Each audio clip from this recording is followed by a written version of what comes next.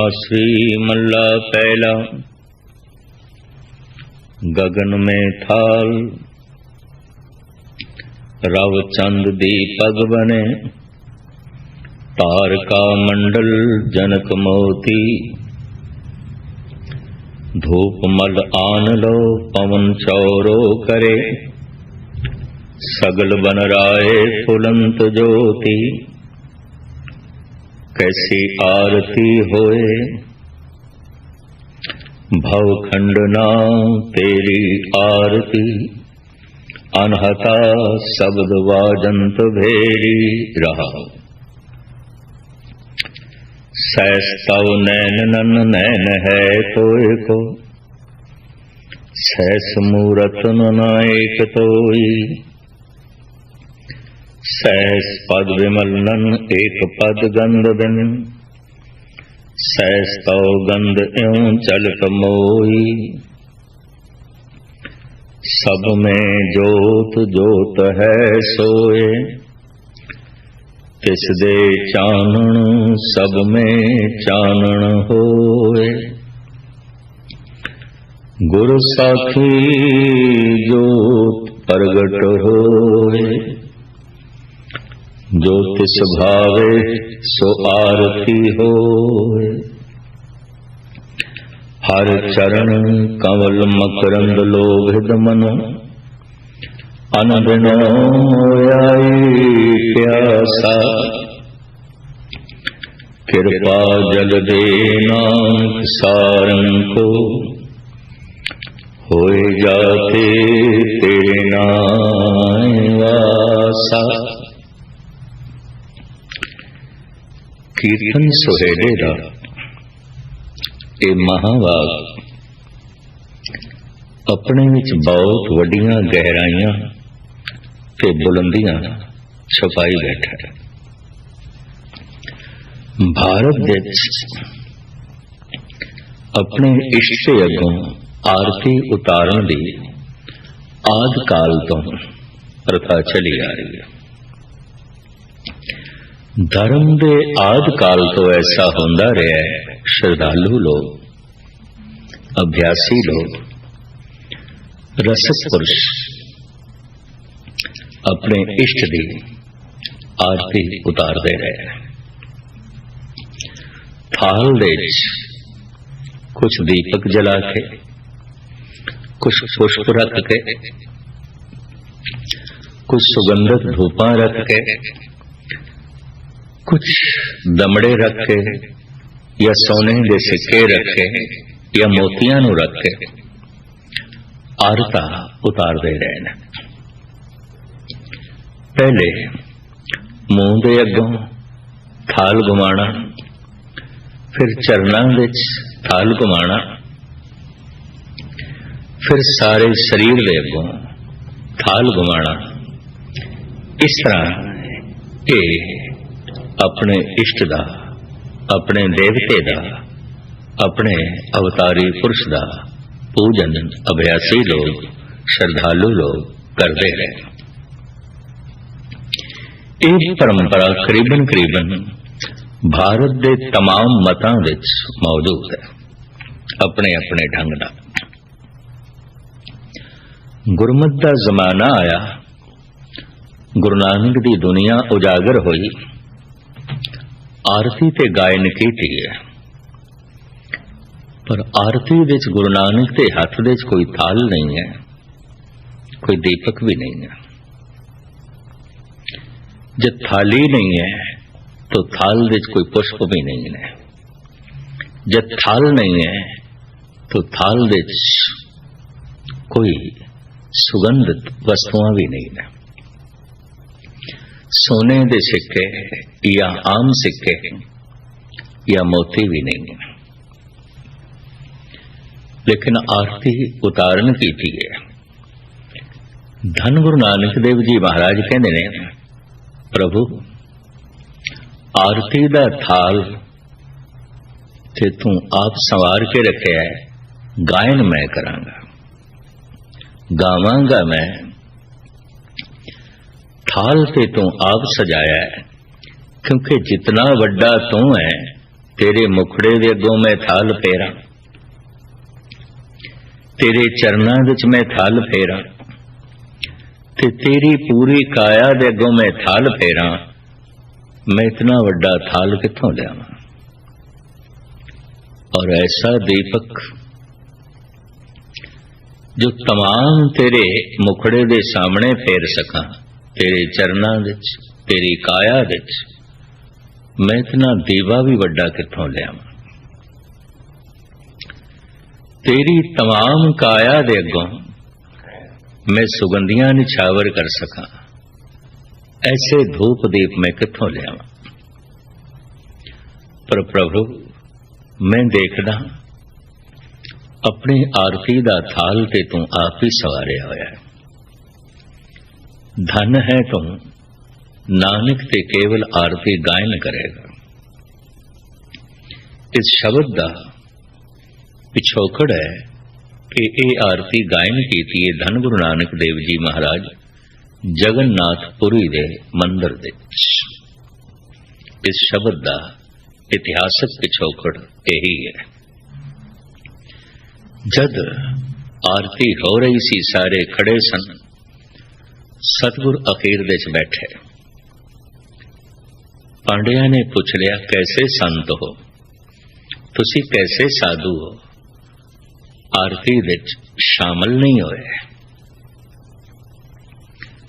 तो साहब के दिन मैं हुण शामिल होने लगा। उसकी आरती सिर्फ थोड़े जिहा समय वास्ते नहीं है, उसकी आरती हर वक्त हो रही। उसका थाल आरती दा सिर्फ सवेरे शाम ही नहीं सजाया जाता, हर वक्त सजे होया, हर वक्त सजे होया। नानक ते इस थाल नूं हर वक्त देखदा रहिंदा है। और जब प्रभु मेहर करदा है कि साडी रुचि बनदी है, असी आरती गा लैंदे हां। वक़्त दा महान संत कवि रविंद्रनाथ टैगोर दरबार साहब दे अंदर इसे ही शब्द नूं सुन के समाधि लीन हो गया सी। और ये उसदे अल्फाज ने जो सिख विद्वानां दे प्रचलित ने। देखदे आरती किधरे किसे देवी दी आरती हो रही है, देवते दी आरती हो रही है, इष्ट दी आरती हो रही है, या फिर अवतार दी आरती हो रही है। गाइए गुरु नानक ने आरती ब्रह्मंड दी, समूह ब्रह्मंड दी, परिपूर्ण परमात्मा दी। और गजब ए है, आरती गायन कीती है, नाले दस दिता है थाल ते सजे होया है, प्रकृति नहीं सजा के रखे। उसका खुलासा जिस ढंग नाल इस शब्द विच मौजूद है, तो मैं तुझ बुद्धि अनुसार रखन लगा। गगन में थाल, इस समूह गगन आकाश यही थाल है। तू असीम है तो तेरी आरती दा थाल भी असीम चाहिए। सीमत थाल नाल, सीमत दीपक नाल ते सीमत जई धूप दीप नाल, हे असीम मैं तेरी आरती किस तरह उतारूं। तू असीम है, अनंत है, बेअंत है, लिहाजा तेरी आरती दा थाल भी असीम हो गए। तो गगन ये आकाश कित्थों शुरू होंदा है, कित्थे खत्म होंदा है, नाप तोल विच नहीं आउंदा। इस समूह गगन हे प्रभु थाल है। इसे थाल विच दो सजे हुए ने दीपक, सूरज ते चंद्रमा, ये दो दीवे पे ने। बड़ी असीम रोशनी है चंद्रमा की, कि बड़ी अजीम ठंडक है ते रस है चंद्रमा की रोशनी। ये दो दीवे गगन रूपी थाल विच विराजमान है। तारका मंडल ਜਨਕ ਮੋਤੀ। ਥਾਲੀ ਵਿੱਚ ਕੁਝ ਮੋਤੀ ਰੱਖੇ ਜਾਂਦੇ ਨੇ, ਕੁਝ ਧਨ ਸੰਪਦਾ ਰੱਖੀ ਜਾਂਦੀ ਹੈ। ਇਹ ਸਾਰਾ ਤਾਰਾ ਮੰਡਲ ਮਾਨੋ ਉਸ ਥਾਲ ਵਿੱਚ ਮੋਤੀ ਨੇ। ਧੂਪ ਮਲ ਆਨ ਲੋ ਪਵਨ ਚੋਰੋ ਕਰੇ, ਸਗਲ ਬਨ ਰਾਏ ਫੁਲੰਤ ਜੋਤੀ। ਮੱਲੇ ਪਰਬਤ ਦੀ ਤਰਫੋਂ ਆ ਰਹੀਆਂ ਸੁਗੰਧਿਤ ਹਵਾਵਾਂ, ਭਾਵ ਜਿੱਥੇ ਚੰਦਨ ਆਮ ਪੈਦਾ ਹੁੰਦਾ ਹੈ। ਕੁਝ ਥੋੜਾ ਜਿਹਾ ਇਲਾਕਾ ਤਮਿਲਨਾਡੂ ਦਾ ਔਰ ਬੇਸ਼ਤਰ ਇਲਾਕਾ ਕਰਨਾਟਕ ਦਾ। ਮੱਲੇ ਪਰਬਤ ਦੀ ਟਾਹਣੀ ਦੇ ਵਿੱਚ ਇਹ ਚੰਦਨ ਦੇ ਦੂਰ ਦਰਾਜ਼ ਤੱਕ ਫੈਲੇ ਹੋਏ ਬੂਟੇ। हे प्रभु, ਇਹ ਮਾਨੋ ਉਸ ਥਾਲ ਵਿੱਚ ਰੱਖੀ ਹੋਈ ਸੁਗੰਧਿਤ ਵਸਤੂ ਹਨ। ਸਗਲ ਬਨ ਰਾਏ ਫੁਲੰਤ ਜੋਤੀ। ਸਾਰੀ ਬਨਸਪਤੀ ਨੂੰ ਜੋ ਲੱਗੇ ਹੋਏ ਫੁੱਲ ਨੇ, ਫੁੱਲ ਤੇ ਸਾਰੇ ਦਰਖਤਾਂ ਨੂੰ ਲੱਗਦੇ ਨੇ, ਸਾਰੇ ਬੂਟਿਆਂ ਨੂੰ ਲੱਗਦੇ ਨੇ। हे प्रभु, ਤੇਰੇ ਇਸ ਥਾਲ ਵਿੱਚ ਇਹ ਸਾਰੀ ਬਨਸਪਤੀ ਨੂੰ ਲੱਗੇ ਜਿਹੜੇ ਫੁੱਲ ਨੇ, ਇਹ ਉਸ ਥਾਲ ਵਿੱਚ ਤੇਰੀ ਸ਼ੋਭਾ ਵਾਸਤੇ, ਤੇਰੀ ਪੂਜਾ ਵਾਸਤੇ, ਤੇਰੀ ਆਰਤੀ ਵਾਸਤੇ ਪ੍ਰਕਿਰਤੀ ਨੇ ਆਪ ਹੀ ਪਾ ਕੇ ਰੱਖੇ। ਅਸੀਮ ਹੈ ਤੂੰ, ਅਸੀਮ ਹੈ ਬਨਸਪਤੀ ਤੇ ਉਹਦੇ ਫੁੱਲ। ਧੰਨ ਗੁਰੂ ਅਮਰਦਾਸ ਜੀ ਮਹਾਰਾਜ ਦੀ ਮਹਿਮਾ ਗਾਇਨ ਕਰਦੇ ਹੋਇਆ ਤੇ ਇੱਕ ਭੱਟ ਕਹਿੰਦਾ ਹੈ, रव सस किरण उदर सागर को, गंग तरंग अंत को पावे। घन हर बूंद बसोरो मावल, कुसुम बसंत गनंत नावे। मूसलाधार बारिश हो रही होवे तो बूंदा की गिनती कौन करे। और बसंती रुत दे बसंत बहार दे पीले रंग दे जो फुल खिड़दे ने, सरसों तो इलावा भी खिड़दे ने, इन्हां फुल्लां दी गिनती कौन करे। असीम है ओ परमात्मा, सिर्फ सरसों नूं ही इतने पीले फुल लगदे ने, पर तरह तरह दे फुल लगदे ने सारी बनस्पति नूं। साहिब कहते ने बनस्पति नूं जो लगे फुल ने, ये उस थाल विच पए हुए पुष्प ने। और चंदन दी खुशबूदार जो हवावां ने, ये रखी हुई धूप है। सारा आकाश मानो थाल है। सूरज ते चंद्रमा उस थाल विच रखे हुए दो दीवे ने। कैसी आरती होए, हे प्रभु, कैसी निराली तेरी आरती हो रही है, कैसी सुंदर तेरी आरती हो रही है। सीमत दिमाग वाले मनुख सीमत जी थाल नूं ते वेख लेंदे ने, लेकिन उस थाल नूं नहीं वेखदे जो सजिया होया है ते हर वक्त आरती लई तैयार है। कैसी आरती होए, हे प्रभु, कैसी सुंदर तेरी आरती हो रही है। भव खंडना तेरी आरती है। भय नु नाश करने वाले, दुखा नु नाश करने वाले, आनंद नु प्रदान करने वाले, हे प्रभु, ऐसी तेरी आरती हो रही है, ऐसी सुंदर तेरी आरती हो रही है। आरती दे समय साज वजाए जाते हैं, फनीरियां वजदियां ने, नरसिंगे वजदे ने, संख पूरे जाते ने, घड़ियाल वजाए जाते ने। गरज करके तरह तरह के साजां की आवाज एक अजीबो गरीब मधुर संगीत नूं जन्म देंदी है। साहिब इत्थे फरमान करदे ने, अनहता शब्द वाजंत वेरी। आहत करके चोट पहुंचा के जिस साज दे चों आवाज पैदा होती है उन्हों आहत आवाज कहते हैं। आहत शब्द बिना आहत कीतियां बिना चोट पहुंचाया जिहड़ी आवाज ब्रह्मंड दे विच गूंज रही है वो अनाहत है। साहिब कहते ने कितनी सुंदर अनाहत शब्द दी भेर ही शहनाई वज रही है। अनाहत शब्द सारे ब्रह्मंड दे विच मौजूद है। उसे शब्द तो यह संसार आया। वो आवाज उन्हां लोकां नूं उन्हां अभ्यासियां नूं सुनाई देंदी है जिन्हां दा मन बिल्कुल चुप कर जांदा है। जितने चिर तक मन बोलदा है ये आवाज सुनाई नहीं देंदी। अनहता शब्द वाजंत भे रहा।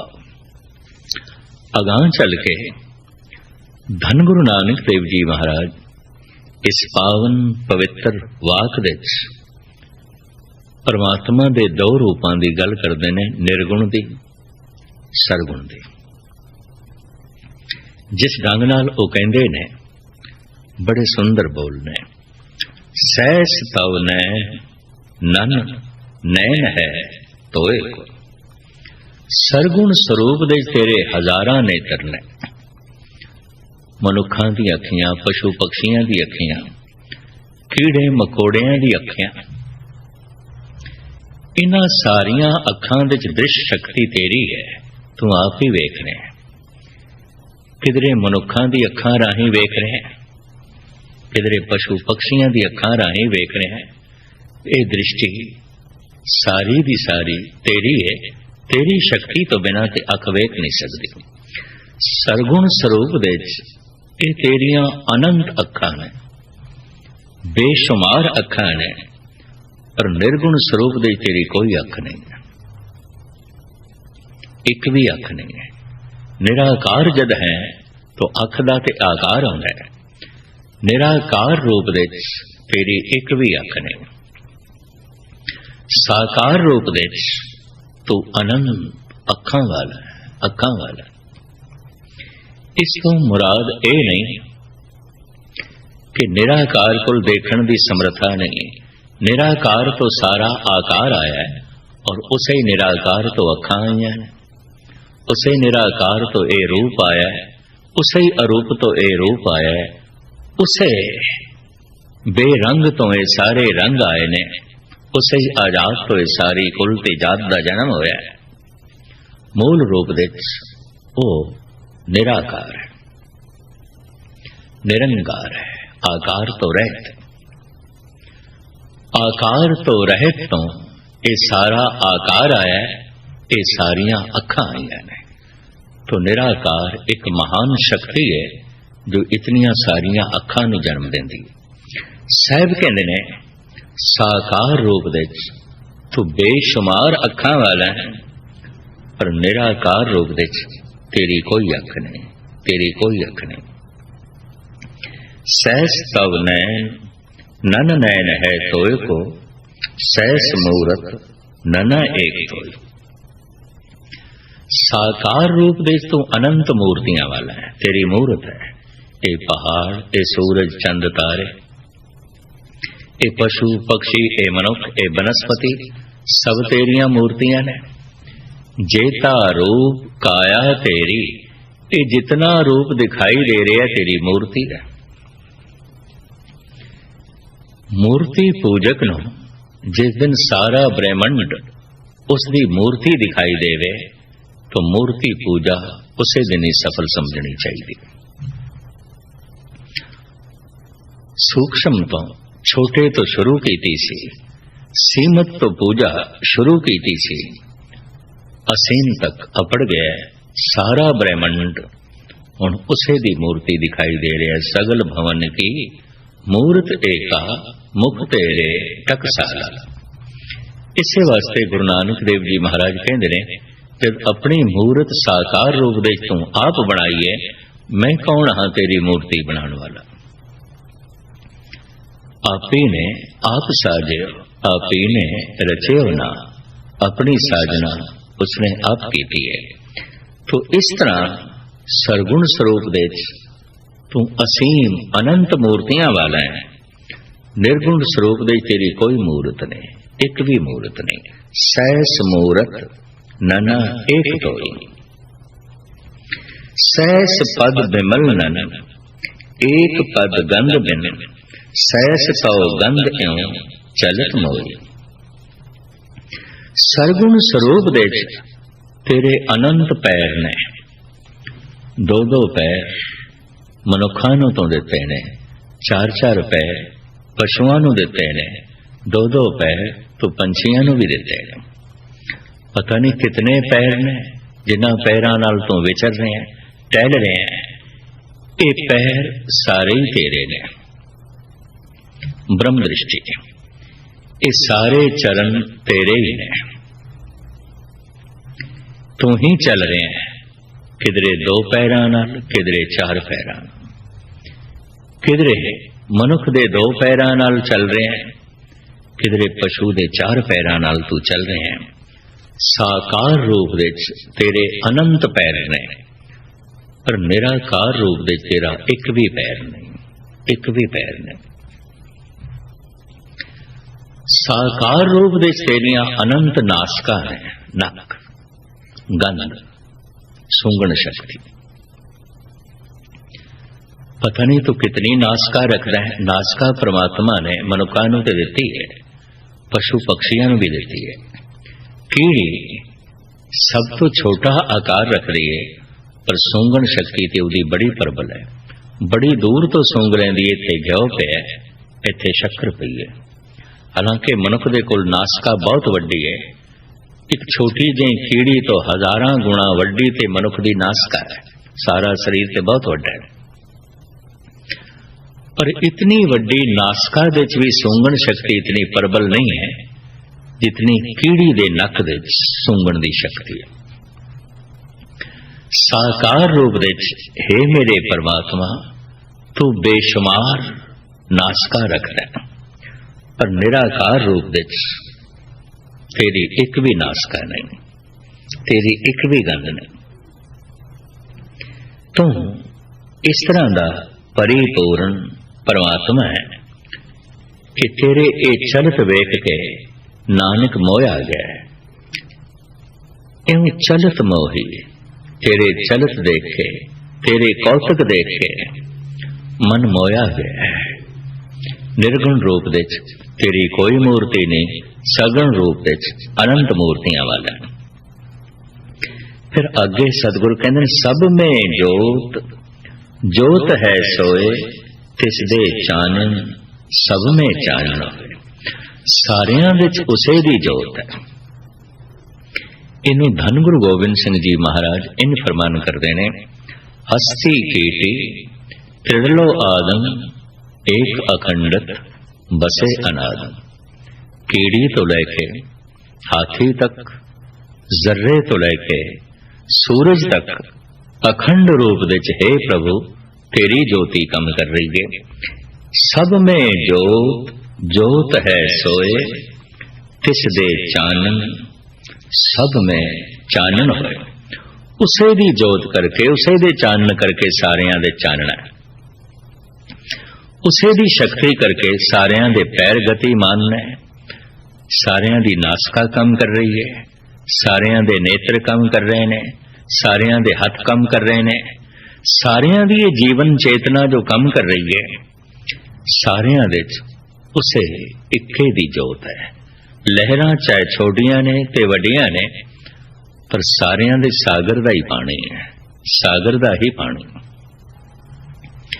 चाहे छोटे जीव ने चाहे वड्डे ने, पर सारियां दे उसे दी जोत कम कर रही है। धन गुरु नानक देव जी महाराज ऐसा फरमान करते ने, ये जोत किवें दिखाई देवे।